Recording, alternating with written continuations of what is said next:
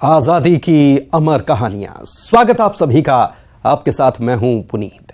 देश आज आजादी के जश्न में डूबा है और हर देशवासी भारतीय होने पर गौरवान्वित महसूस कर रहा है, गर्व महसूस करता है। लेकिन यह आजादी हमें लाखों बलिदानों की कीमत पर मिली है। आजादी कायम रह सके, देश विकास के पथ पर निरंतर बढ़ता रहे, इसके लिए भी त्याग और समर्पण जरूरी है। देश पर मर मिटने वालों से लेकर तरक्की की नई इबारत लिखने वालों पर पेश है हमारा विशेष कार्यक्रम।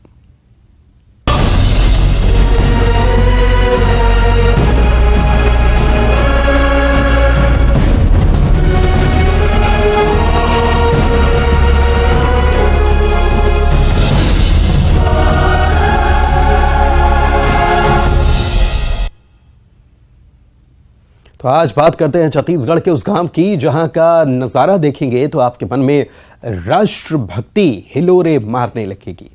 इस गांव में 5 साल से रोज सुबह 9 बजे लाउड स्पीकर पर राष्ट्रगान बज रहा है और जैसे ही राष्ट्रगान शुरू होता है, जो जहां है वहीं सावधान हो जाता है। शायद ही ऐसा नजारा आपने कहीं देखा हो।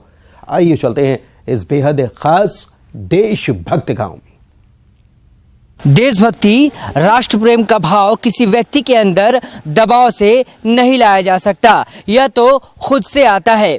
ऐसे ही एक मिसाल है श्यामनगर, जहां रोज सुबह 9 बजते ही राष्ट्रगान के प्रति सम्मान में सभी लोग अपने जगह पर खड़े हो जाते हैं। चाहे वह व्यापारी हो, स्कूली बच्चे हों, घर में काम करने वाली महिलाएं हों, हर लोग जहां रहते हैं वहीं खड़े होकर राष्ट्रगान के प्रति सम्मान में खड़े हो जाते हैं। भारत माता की जय, वंदे मातरम। समस्त क्षेत्रवासियों के मन में राष्ट्रीयता की भावना एवं देश के प्रति प्रेम जागृत करने के उद्देश्य से प्रतिदिन सुबह 9 बजे ध्वनि विस्तारक यंत्र के माध्यम से राष्ट्रगान प्रसारित कर रहे हैं। अगर आप तक राष्ट्रगान की आवाज पहुंच रही हो तो आप जहां कहीं भी हो, सावधान की मुद्रा में खड़ा होकर 52 सेकंड का समय देश के सम्मान के लिए समर्पित करें।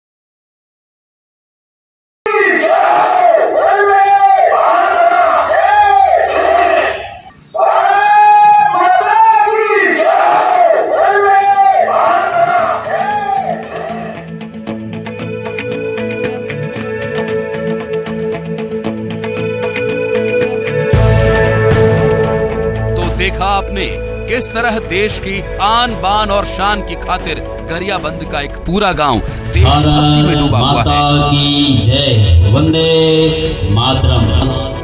आप भले ही 15 अगस्त और 26 जनवरी को राष्ट्रगान गाते हों, लेकिन गरियाबंद के श्यामनगर की बात अलग है। यहाँ लोगों के रग रग में देशभक्ति की भावना हर रोज झलकती है। रोज सुबह 8:59 पर राष्ट्रगान लाउड स्पीकर पर बजाया जाता है और इसके शुरू होते ही किसान, मजदूर, गृहिणी, छात्र, व्यापारी, बुजुर्ग, राहगीर हर कोई अपनी जगह पर खड़ा होकर राष्ट्र के सम्मान के लिए राष्ट्रगान गाता और सुनता है।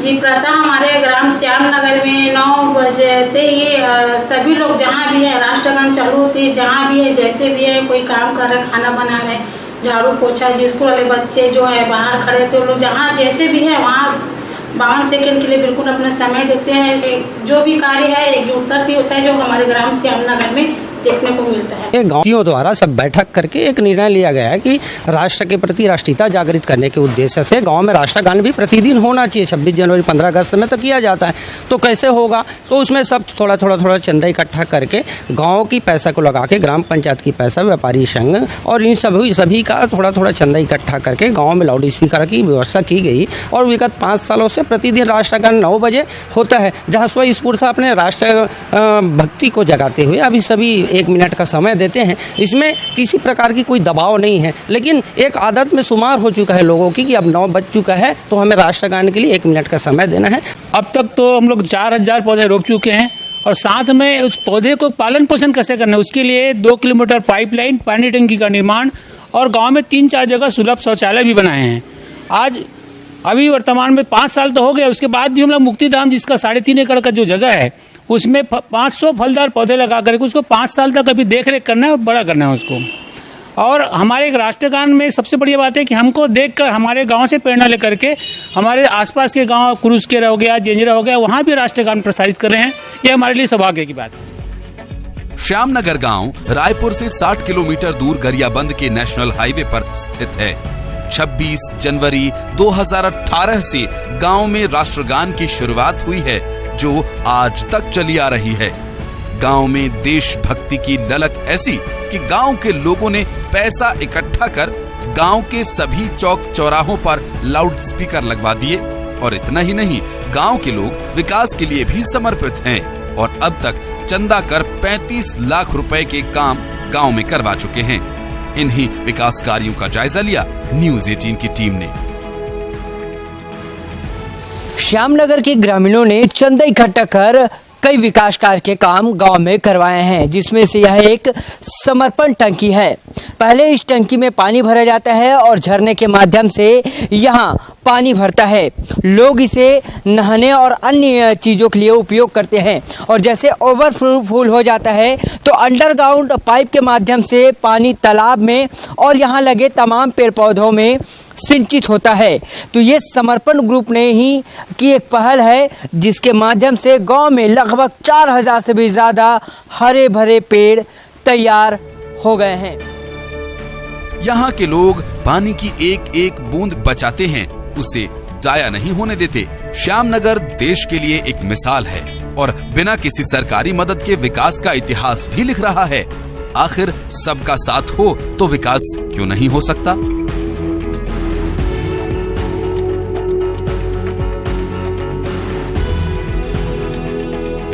ग्राम में 1000 से ज़्यादा वृक्षारोपण हुआ है, साथ ही साथ तालाब सौंदर्यीकरण और पानी टंकी, सुलभ शौचालय का निर्माण कार्य, ये सब हमारे ग्राम के समूहों द्वारा मिलकर, ग्रामवासियों द्वारा मिलकर किया गया है।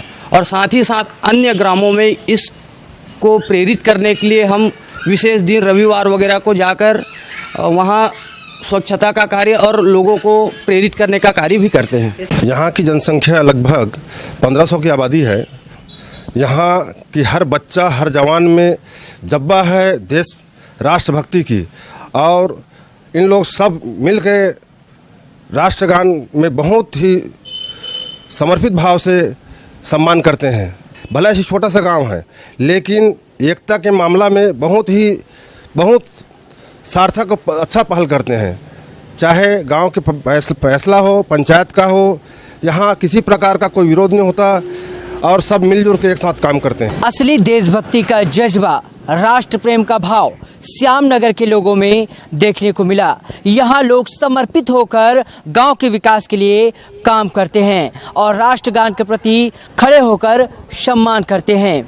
न्यूज़ 18 के लिए गरियाबंद से शेख इमरान। हिंसा से महिलाओं को कैसे आजादी मिले, भोपाल पुलिस की यही थीम है। भोपाल पुलिस कमिश्नरेट ने एक अनोखी पहल शुरू की है, खासतौर पर उन महिलाओं के लिए जो घरेलू हिंसा या अन्य किसी भी तरह के अपराध से पीड़ित रही हैं। इन महिलाओं को आर्थिक और सामाजिक रूप से सशक्त बनाने के लिए भोपाल पुलिस के 2 सबसे महत्वपूर्ण दफ्तर, कमिश्नर कार्यालय और कंट्रोल रूम में शक्ति कैफे की शुरुआत की गई है और संचालन महिलाओं को ही सौंपा गया है।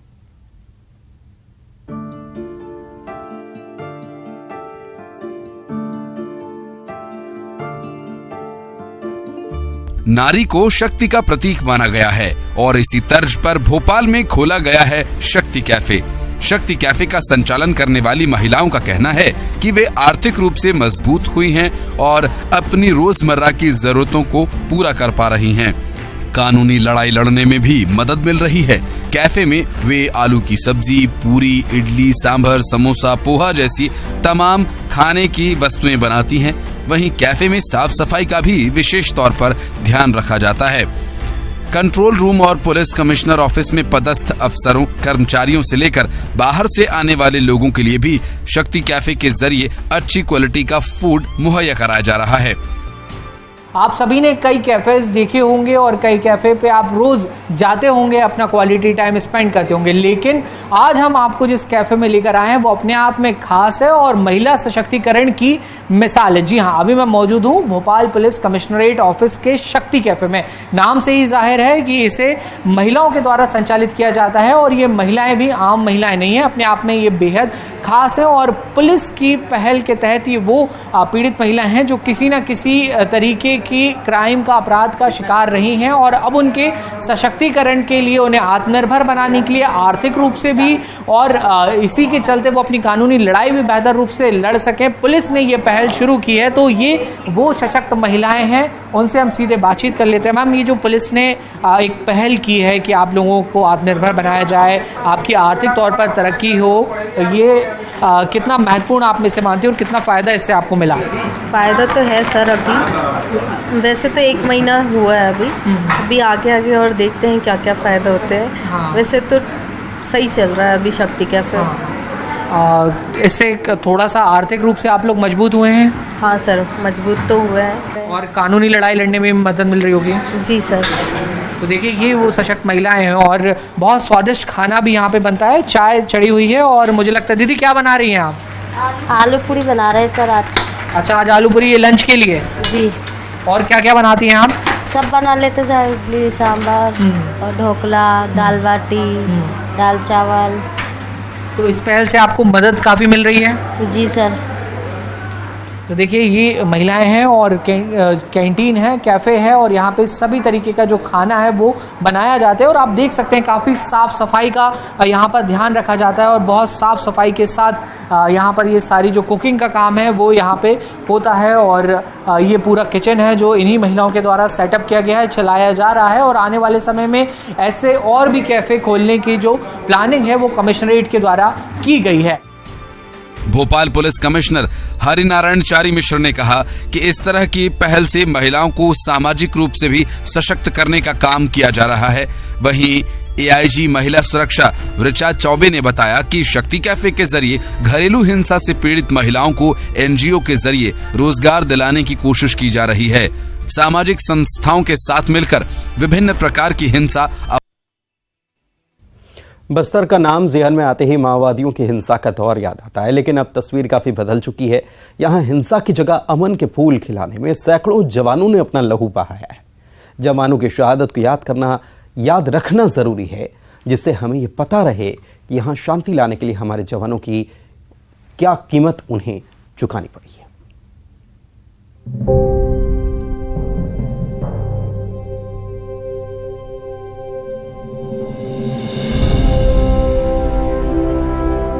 बेटी को आए शहीद पिता की याद।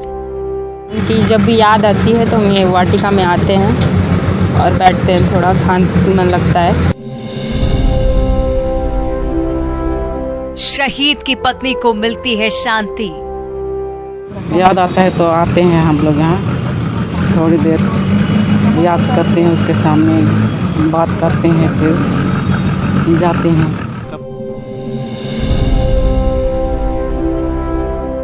शहीद का बेटा करता है पिता से बात। ऐसा लगता है कि पिताजी पिताजी के साथ बात हो रही है, पिताजी यहाँ उपस्थित हैं, बहुत खुशी होती है, शांति मिलती है। अमर वाटिका में अमर शहीद।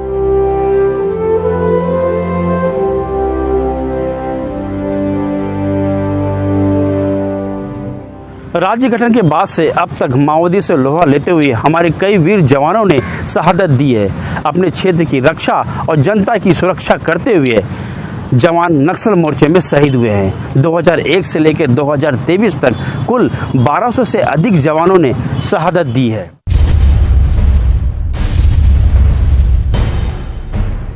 बस्तर, वो इलाका जो कभी माओवादियों के रक्त रंजित आंदोलन का प्रमुख केंद्र था, जहां जाने के नाम से ही लोगों की सांसें सूखने लगती थी, जहां हिंसा का तांडव होता था।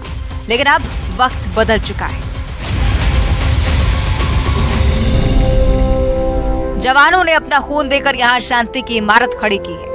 आजादी के इस पावन अवसर पर हम भी इन अमर शहीदों को नमन करते हैं और एक बार फिर से याद करते हैं उनकी कुर्बानी को। जनता सुरक्षित रहे, इसके लिए जवानों ने अपने प्राणों की आहुति दे दी। राज्य बनने के बाद से अब तक नक्सलियों से लोहा लेते हुए करीब 1600 जवान शहादत दे चुके हैं। इसमें सीआरपीएफ, बीएसएफ, एसटीएफ, कोबरा और जिला पुलिस के जवान शामिल हैं। इन्हीं जवानों की याद में दिल्ली के इंडिया गेट की तर्ज पर यहाँ अमर वाटिका बनाई गई है, जहाँ शहीद के परिजन और आम लोग इन्हें श्रद्धांजलि देने आते हैं।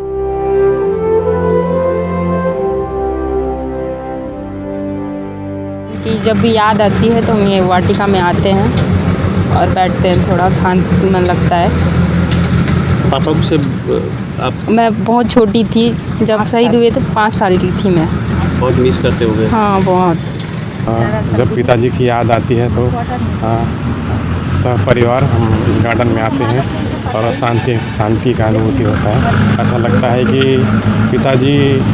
पिताजी के साथ बात हो रही है, पिताजी यहाँ उपस्थित हैं।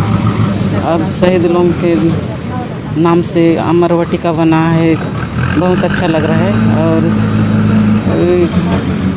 यहाँ का जनता के लिए भी अच्छा लग रहा होगा और याद आता है तो आते हैं हम लोग यहाँ, थोड़ी देर याद करते हैं उसके सामने।